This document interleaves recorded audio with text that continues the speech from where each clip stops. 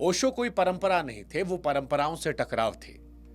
वो किसी धर्म की कड़ी नहीं थे, बल्कि उस जंजीर पर हाथ रखने वाली बेचैनी थे जिसे वर्षों से पहनकर हम सामान्य मान चुके। इसलिए ओशो को सुनते वक्त ऐसा नहीं लगता कि कोई आपको अपने साथ जोड़ रहा है, बल्कि ऐसा लगता है कि कोई आपको आपकी ही आदतों से अलग करने लगा है। और यहीं से ओशो की असली कहानी शुरू होती है। ओशो की कहानी जन्म से नहीं शुरू होती, नाम से नहीं शुरू होती, विवादों से नहीं शुरू होती। ओशो की कहानी उस सवाल से होती है जिसे हम और आप भीतर दबाए बैठे हैं कि अगर मैं कुछ भी साबित ना करूं, अगर मुझे कोई नहीं जानता हो, अगर मेरी कोई तारीफ ना करे, तो भी क्या मेरा होना किसी मायने में होगा? इस सवाल का जवाब समाज की तरफ से है कि नहीं।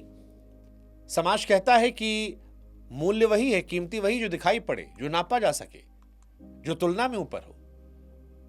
लेकिन ओशो विपरीत है। ओशो कहते हैं कि जो नापा जा सकता है वो तो झूठ है, और जो मापा नहीं जा सकता वही सच है। और यही वजह है कि इस कहानी में हम आपको ओशो की कहानी, जन्म, पैदा, कहां जिए, कहां खाए, क्या विवाद हुआ, वो नहीं बता रहे, क्योंकि ओशो खुद कह रहे थे कि मेरी बायोग्राफी का विचार सही नहीं है। वो कहते थे कि बायोग्राफी जो होती है, जीवनी, वो तो उपलब्धियों की कहानी होती है, लेकिन जो अंदर की आत्मा है उसके पास कोई ऐसी सूची नहीं है।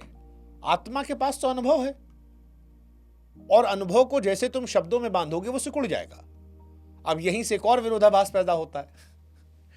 हम सोचते हैं कि जानना मतलब शब्दों में समझ पाना। ओशो ऐसा नहीं समझते। ओशो कहते हैं कि असली जानना तो वहां से शुरू होता है जहां शब्द खत्म हो जाते हैं।